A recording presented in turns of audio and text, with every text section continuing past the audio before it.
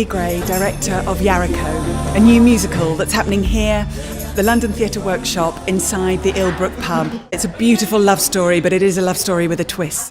The story of Yarico is set in Barbados.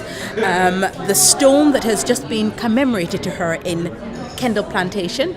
There is a connection there with my family in that my dad worked on Kendal Plantation. Native girl who met an English man and was enslaved. From then, the story really took roots, and it was published, I think, over 70 times in different various forms, which in turn helped towards the movement that abolished slavery. It's really exciting, this, because I think, the feminism debate is rife at the moment and is out there, and it's not the typical girl meets boy, boy saves girl story. It's the opposite, and it's her strength and resilience and that gets her through. And when we meet him, he's been sailing to the Indies and he's got shipwrecked on Yarico's island, and that's the first time we meet Thomas. Whilst he's one of the most liberated and privileged characters, he's actually one of the most tortured, and that's because he's basically enslaved by this gambling addiction that he has, which is such a serious affliction. And Yarico, being this innocent, this beautiful, sort of untouched, almost virginal woman, gets sort of swept up and caught up in love, and then kind of gets lost in the process.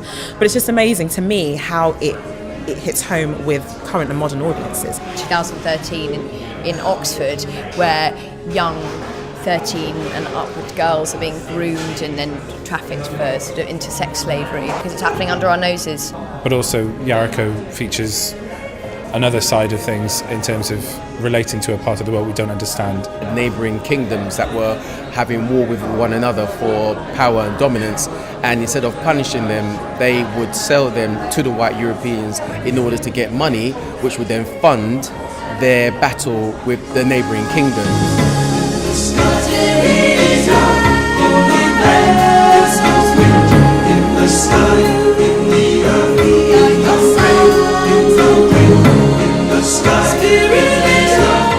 I think I'm seeing a lot more people who, interracial relationships who are coming to see shows, and for them it's no different, it's no big deal. But I think society is kind of not used to that sort of thing. So I think once they see it in Yarico, they're like, actually, it's a beautiful thing. It's nothing to be ashamed of, to be frightened of.